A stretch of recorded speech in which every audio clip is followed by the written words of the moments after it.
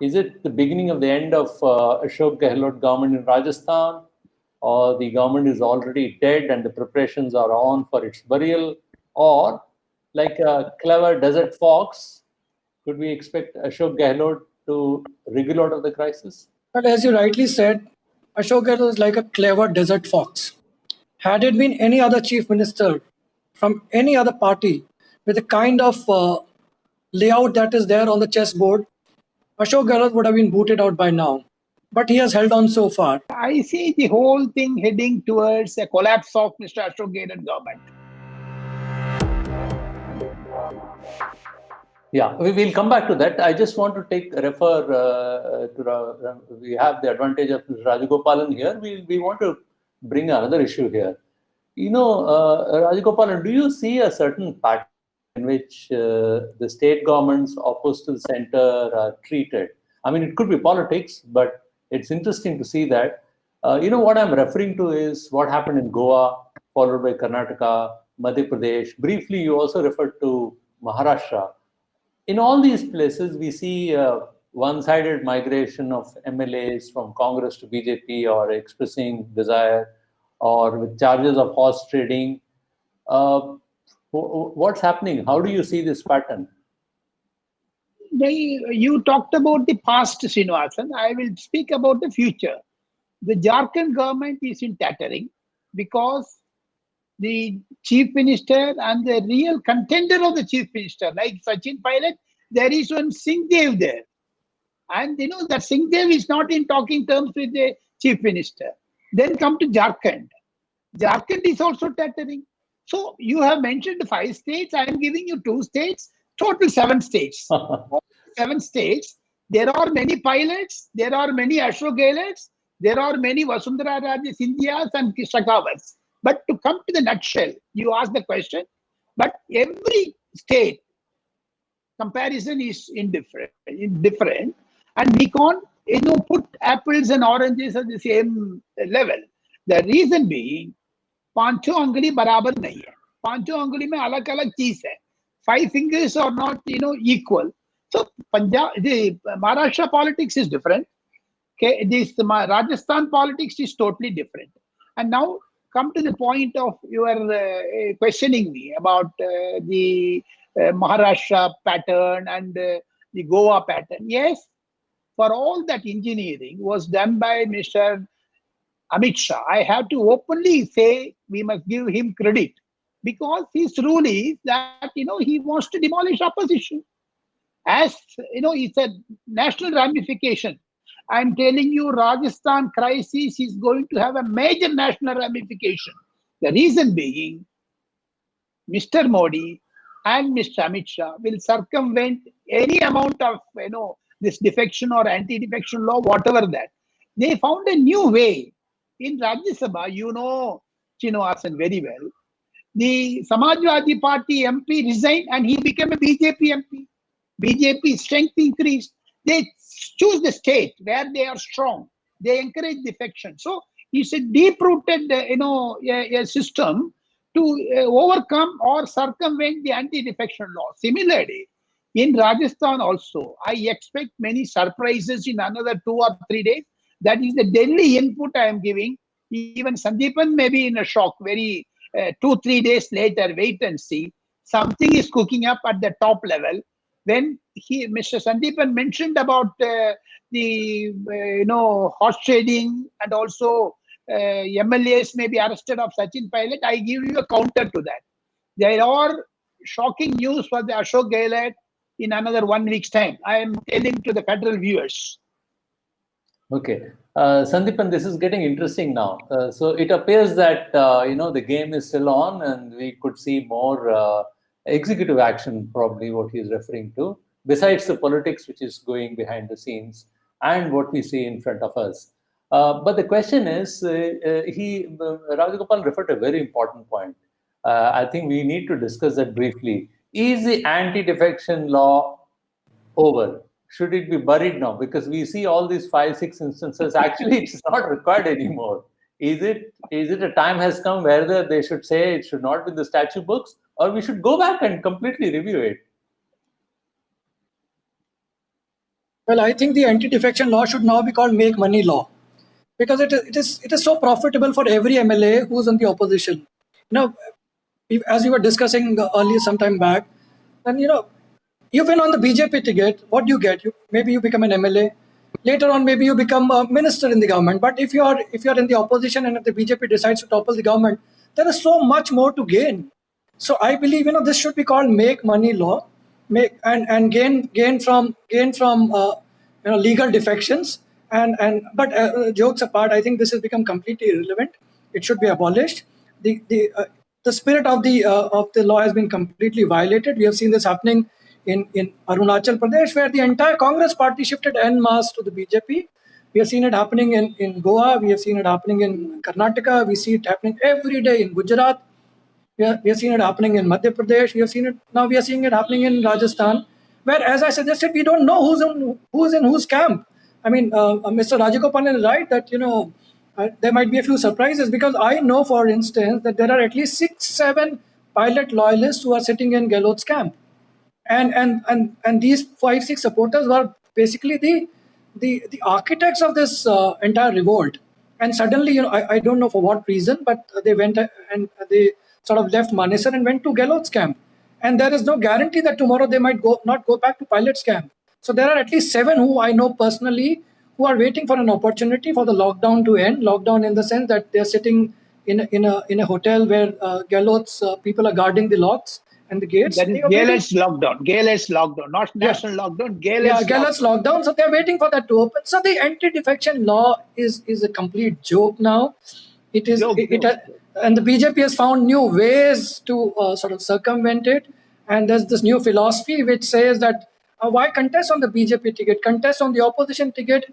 Pray to God that there would be a very small difference between the BJP and the Congress, and then make your deal with the BJP and become part of the government. And it's much more viable, much more profitable. So anti-defection law, MLA's thumbs up, but for democracy, it's a joke now. So, Yeah. Srinivasan, Yes. come back to Rajasthan again. I want my input to be corroborated with Sandeepan's input.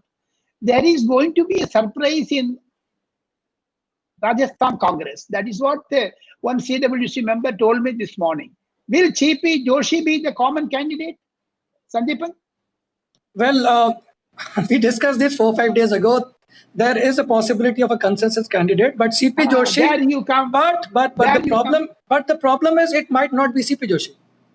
No, It might be someone else very close to Rahul Gandhi. Then it is going for a fiasco, sinking ship. No, because CP Joshi was the speaker. Now he's not interested. I spoke to him a few days ago off the record. He says, "I've had a good life. Now I'm not interested." That is what his version is. And he says that I'm not in the mood to get back into active politics. I'm on the verge of retirement. So CP Joshi was once upon a time very close to Rahul Gandhi. He was much ahead of Gehlot in terms of his proximity, on the proximity scale with the Gandhis. But suddenly, because he was in charge of states like Assam and where certain things did not work out in his favor, and so he and Bihar also. So he sort of he's not in favor at the moment. But there is one more person whose name is Bhamar Jitendra Singh, who's a 2-term MP from Alwar, and he's supposed to be very close to Rahul Gandhi. So his name is being talked about as a possible compromise candidate. But we still don't know, because Gehlot is not going to give up so easily either. And that succeeds Sachin Pilot mission to overthrow Ashok Gehlot, because Ashok Gehlot, Srinivasan, has fallen out of Sonia Gandhi. And he may even launch a regional party. Don't talk about Sachin Pilot. Now Ashok Gehlot has got 75 to 80 hardcore MLAs with him. I don't know, Sandeepan should correct me. Am I right, Sandeepan? Ashok Gehlot got 65 MLAs and Vasundhara Raje got only 10 or 8. My theory is that Ashok Gehlot is just a paper tiger. He's there only because he has the blessings of the Gandhis and probably Ahmed Patel and the old guard. That is gone. Day before yesterday, that scenario is gone. So if the High Command decides to boot him out, he would be left with nobody other than his own son, who lost the previous election from Jodhpur against Shekhawat. No, so is that then there is a possibility, it's a very remote one, You know, is there any rapprochement possible with Sachin? I think, sir, the initial arrangement was that Ashok Gehlot would be the chief minister till the parliament elections, because it was believed that he might be able to generate some funds and maybe do things better. So the initial arrangement, as far as the grapevine goes, was that Gehlot was to be the chief minister for the first 7-8 months, and Pilot was to be groomed as the heir apparent, and then he was to take over maybe after a year or so. But then I don't know what happened, and probably Gehlot changed his mind, or maybe the High Command reneged on the promise. But Pilot was told that now you'll have to wait for some more time. So, so if that formula was there initially, it might be revived again, and Mr. Gehlot might be asked to, and some people were even suggesting that he might become the executive president of the Congress. He might be kicked upstairs.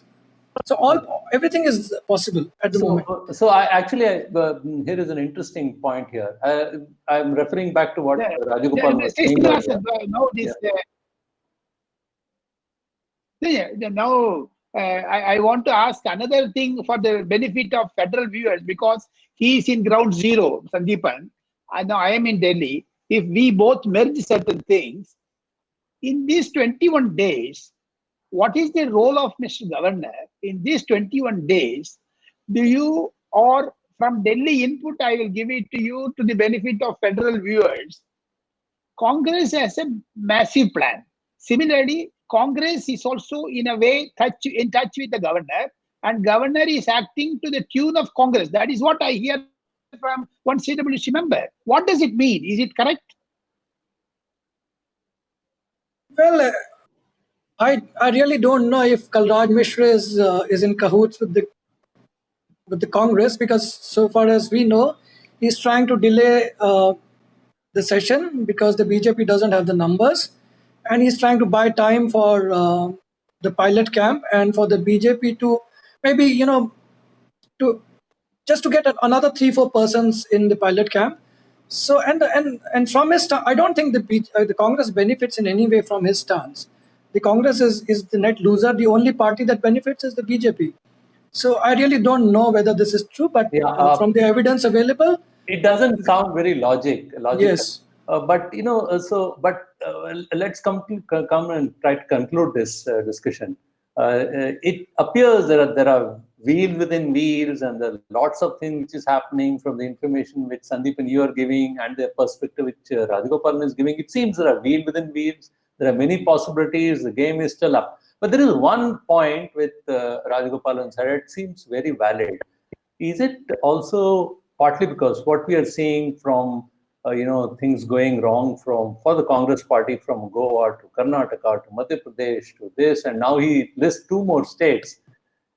End of the day, does it also show very poorly on the central leadership of the Congress? That's the point he's trying to make.